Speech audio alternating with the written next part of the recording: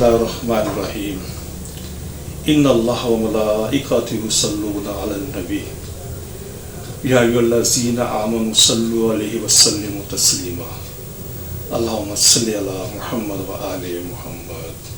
मोहतरम नाज़रीन, मैं हूँ आपका मेज़बान Hakim Dilshad Hussain Tabassum, member American infertility association USA। मोहतरम नाज़रीन, हस्ब साबिक आज भी हमारे पास ढेरों मुफीद मालूमात मौजूद हैं जो बेऔलाद मरीज़ों के लिए यकीनन एक उम्मीद का पैगाम होंगे। मोहतरम नाज़रीन, हमारी दुआ है कि हर आंगन औलाद की खुशियों से महकता रहे, लेकिन अगर खुदा न खास्ता आप में से कोई भी कपल औलाद जैसी नेमत से महरूम है तो हमारी तिबी तहकीक से ज़रूर फ़ायदा उठाइए। जी मोहतरम नाज़रीन, ऑब्स्टेट्रिक एज़ोस्पर्मिया के हवाले से सीरीज़ जारी है, यानी कि वो एज़ोस्पर्मिया जो किसी रुकावट की वजह से पैदा होता है। अब हमने यहाँ पर दो अमराज़ को मौजू बहस बनाया है, या हम दो अमराज़ों के ऊपर इस पर डिस्कस करेंगे। पहला मर्ज़ है डिलाइटेड सेमिनल वेसल्स। इसको अगर पूरा हम बात करेंगे तो वो लफ्ज़ बन जाएगा एज़ोस्पर्मिया डिलाइटेड सेमिनल वेसल्स, और दूसरा मर्ज़ है azoospermia dilated seminal vessel cystic. तो इन दोनों को मैं ऐसा ऐसा इसकी तशरीह करता हूँ। सबसे पहले सेमिनल वेसल्स का महलबू को समझ लें। स्क्रीन पर आप ये तस्वीर देखकर आपको नज़र आ रही होगी और यकीनन आप इसको देखकर समझ सकते हैं। एपिडिडमल वो नाली जहाँ पर स्पर्म स्टोर होते हैं, जिस मुकाम पर एपिडिडमल मुकम्मल होती है वहाँ से फिर एक नई वेन शुरू होती है, उसको मेडिकल में कहते हैं वास डिफरेंस। तो वास डिफरेंस जब ये चलती चलती प्रोस्टल ग्लैंड के पिछले हिस्से में जाकर छोटी छोटी थैलियों में ख़त्म हो जाती है, और वास डिफरेंस के अंदर जो स्पर्म होते हैं और मनी होती है वो लेकर जाती है और फिर ये सीमिनल वेसल्स के अंदर पहुंचा देती है। ये छोटी छोटी थैलियाँ होती हैं सीमिनल वेसल्स। सीमिनल वेसल्स बेसिकली एक हदूद है। इन सीमिनल वेसल्स ग्लैंड के अंदर भी कुछ सियाल पैदा होता है जो मनी में तब्दील हो जाता है। यहाँ पर एक बात बहुत ज़रूरी है समझना कि जो सीमन या मनी का फ्लूइड है या अक़वाम है, ये सारा का सारा खुशियों या टेस्टिस में पैदा नहीं होता।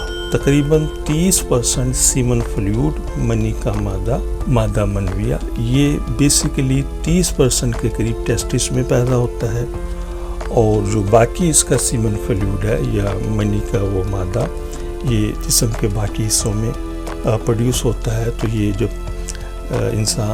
जब इंसान इंटरकोर्स के वक्त मनी को खारिज करता है तो ये सारी एक ही वक्त में इकट्ठी होकर पीनस के रास्ते बाहर आ जाती हैं। यहाँ पर आपने डिलाइटेड सीमिनल वेसल्स को समझ लिया होगा। डिलाइटेड का मतलब होता है इन्फेक्शन होना, सोजिश होना, वर्म होना। तो इसका मतलब ये होता है कि सीमिनल वेसल्स के अंदर कोई इन्फेक्शन हुई है, वर्म हुई है, सोजिश हुई है, जिसकी वजह से स्पर्म का कोई भी प्रॉब्लम सामने आ सकता है। लेकिन इस मर्ज़ के अंदर ज़्यादातर हमें एज़ोस्पर्मिया ही नज़र आता है।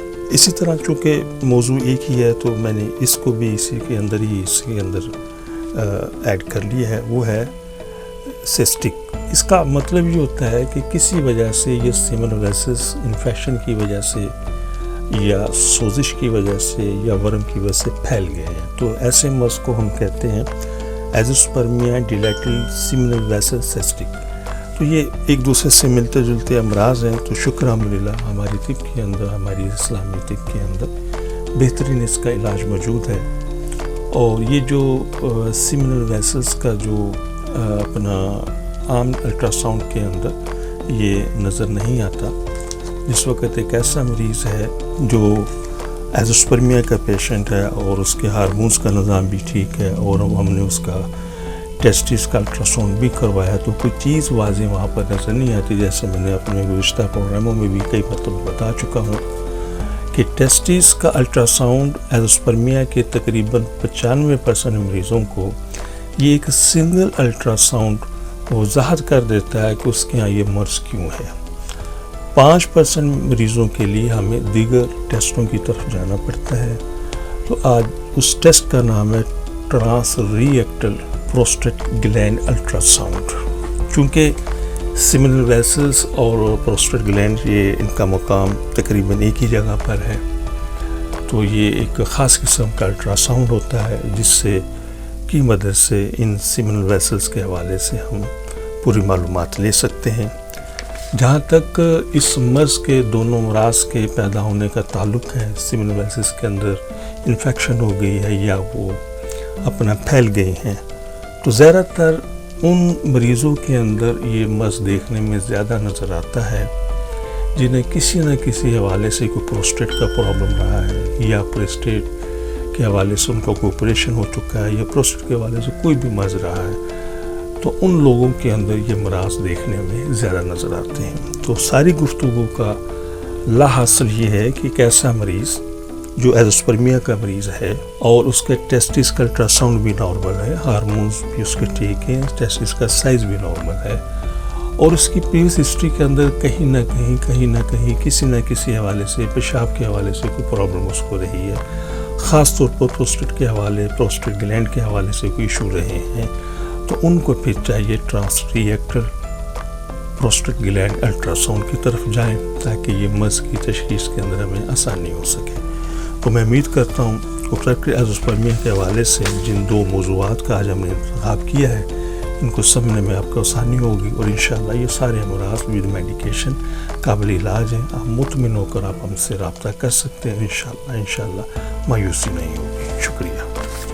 محترم ناظرین، ہماری دعا ہے کہ ہر آنگن اولاد کی خوشیوں سے مہکتا رہے، لیکن اگر خدا نخواستہ کوئی بھی کپل ابھی تک اولاد جیسی نعمت سے محروم ہے تو ہماری طبی تحقیق سے ضرور فائدہ اٹھائیے، اور وہ خواتین و حضرات جنہیں ڈاکٹر حضرات نے IVF IUI ICSI یا دیگر کسی بھی حوالے سے ٹیسٹ ٹیوب کا مشورہ دیا ہے، تو ہماری ان سے بڑی مؤدبانہ گزارش ہے کہ ان تمام چیزوں سے، ان تمام سلسلوں سے پہلے ایک مرتبہ ہم سے ضرور کنسلٹ کریں. انشاءاللہ ان چیزوں کی ضرورت باقی نہیں رہے گی.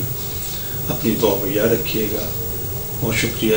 السلام علیکم ورحمۃ اللہ وبرکاتہ. پاکستان زندہ باد. صرف ایک بار کی ملاقات سے آپ کی مایوسی خوشیوں میں بدل جائے گی. آپ حکیم صاحب سے لاہور، راولپنڈی، سیالکوٹ، فیصل آباد، سرگودا، ملتان، حیدرآباد، کراچی میں وقت لے کر ملاقات کر سکتے ہیں. آپ بھی ہماری طبی تحقیق سے فائدہ اٹھائیں. بچے کی مسکان کا نزدیکی سے احساس. آپ حکیم صاحب سے روزانہ ان کے لاہور مطب میں وقت لے کر ملاقات کر سکتے ہیں. ایڈریس اسلامی فرٹیلیٹی سینٹر نزد مینار پاکستان، احمد علی روڈ، لاہور. آپ سے گزارش ہے کہ ہمارے اس پروگرام کو سبسکرائب کریں، لائک کریں، شیئر کریں تاکہ ہماری آنے والی تمام ویڈیوز آپ تک آسانی سے پہنچ سکیں.